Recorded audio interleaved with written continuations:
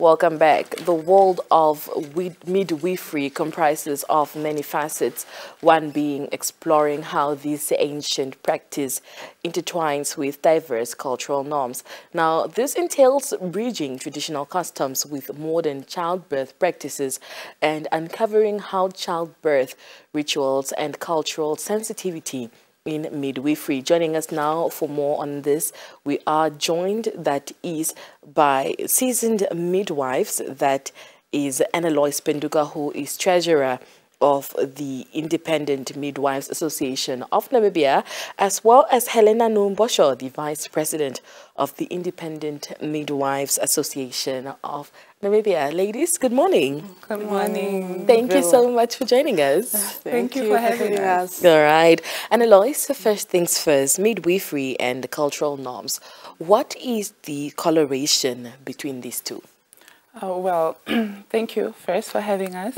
Well, to start with, midwifery has been in existence since time immemorial.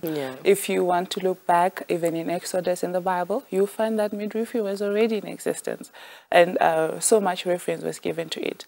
Only in 1925 did we actually start having Mary in the British UK, where she established a nurse midwife, and training was established. We are, as IMANA, part of the ICM, which is the International Confederations of Midwives, and this year we celebrated 100 years of actually being in existence. And so what I'm trying to say is that midwifery has been there. We only started having it to be more of a training profession, where we are actually regulated and have systems put in place. But to just take note, we have been there for centuries and centuries. So midwifery actually entails the art of looking after a woman, communicating with a woman, looking after the family, and making sure that she has got an informed decision in whatever process that happens throughout her pregnancy, childbirth, and delivery as well. To take note of the differences, I think was the second part of the question, was it? Yes. So currently we have seen a lot of medicalization of midwifery, of childbirth. So in this instance, looking back, as I've already given the background of the history, is that midwifery is a natural process, and we are here to advocate the natural process of midwifery and less of interventions, because currently midwifery has changed so much in such a way that when it's hospital-based, there are a lot of interventions that happen to our mothers, and these unnecessary interventions have got certain repercussions on the mother and the baby. And if you, for instance, a woman is pregnant and goes early into hospital, there are going to be early interventions that are going to happen, which are medical interventions that are unnecessary, and that can also bring about harm to the mother and the baby. Right. Yes. Amazing.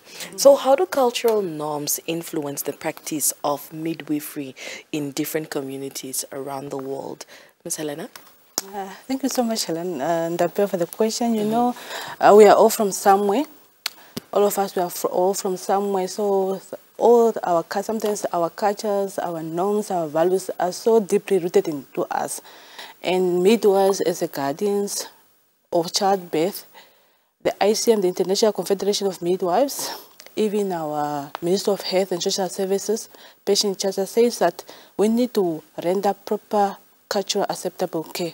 So we ensure that in all our practices, midwifery care, we render cultural acceptable care. So the cultural expectations, the preferences for our women are respected and integrated into the care that we render.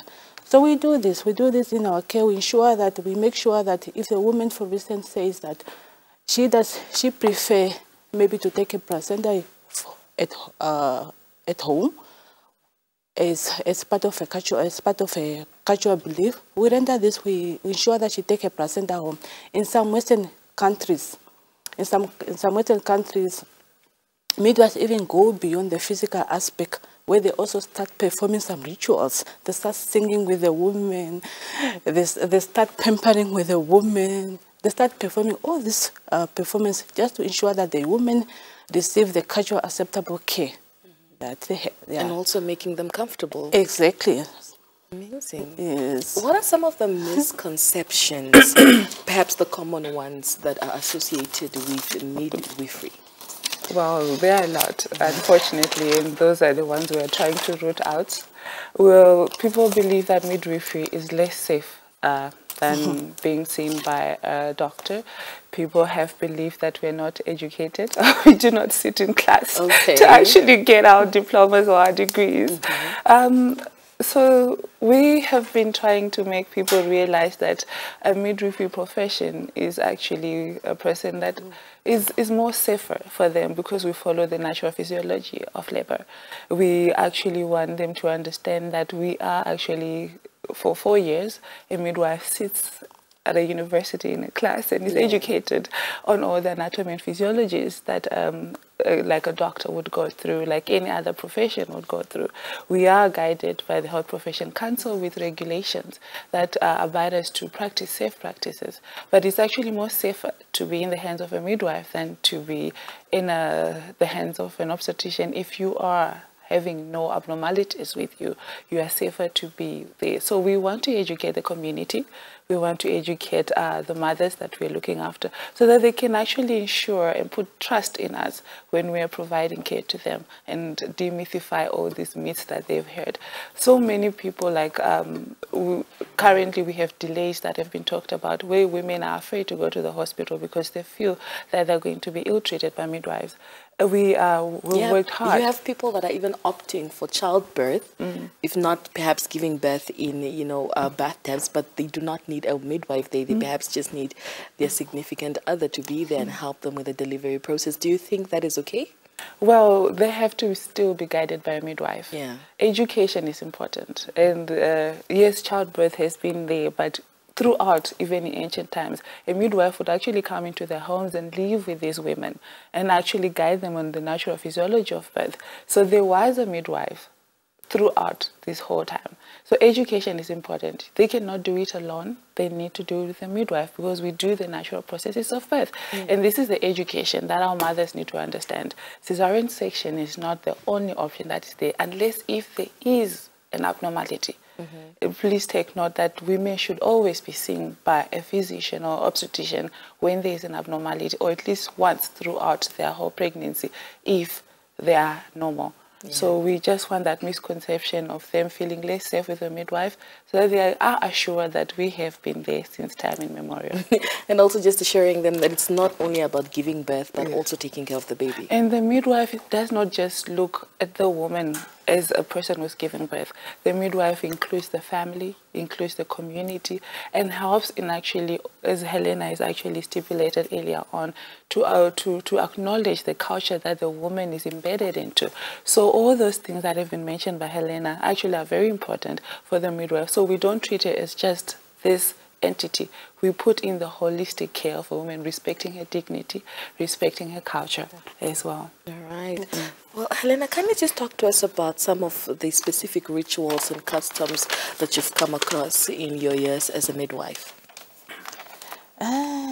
To be honest, I have not really come up with in the clinical area that I've been working with some really cultural rituals, performance that took place, because some of these rituals could be maybe singing or maybe circumcision or birth naming, but to be honest, I have not really come across any cultural norms or rituals in the clinical areas. All right. Yeah. But how can cultural sensitivity enhance the overall birthing experience for expecting families? And also, what advice do you have for families navigating cultural expectations during childbirth?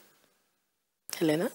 Okay, so for the cultural sensitivity, is enhancing the Namibian midwifery by really fostering an open and trusting communication with the woman. Okay? So this is done by the women coming to us truly to speak openly their cultural preferences, and of course now as us as midwives also telling them the available option that we have in the care that they receive, because sometimes they might have some expectation that they have, but in the clinical setting, we do not have such services. So we maintain that open communication, so that they're also aware of the available services that we have in our clinical setting. And again, also what we also do to render cultural sensitivity case, also to actively involve them in the decision-making process. so that we make sure that they also experience a positive birth experience. All right. Yes. Perhaps lastly, before we let you go, Annaloice, can you just talk to us as to what exactly IMANA is doing in order to bridge that gap between the traditional cultural practices as well as the modern medical approaches? Okay, so as IMANA, we've been quite active. So besides us having at least once a month, we are having education where we do continuous professional development training for our midwives and the healthcare providers that we have access to online. And we also have workshops that we are planning already, respectful maternity care workshops, where we also intend to actually reach out to our mothers so that they understand exactly what it is to be informed about their care and the processes of pregnancy, childbirth, and their preparatory period. We have also training the trainers.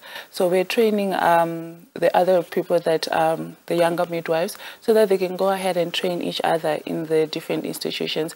We have collaborated last year with Cardiff University. I think we were here with Mary. We talked about how to actually train leaders into disseminating information as well. So it's a lot about dissemination of information, our mothers being more informed, being more cultural sensitivity, promoting birth plans for the mothers. And we have also been part and parcel of the Ministry of Health and Social Services, attending like the new antenatal care guidelines and the books that they are actually creating, so that we can come back to our midwives and actually inform them of the changes that have been implemented by the government and the World Health Organization. Amazing. Yeah. Well, Annaloice, Hellena, thank you so much for joining us on Good Morning Namibia, and all the best. Thank you. All right. Good Morning Namibia continues shortly after this. Don't go anywhere.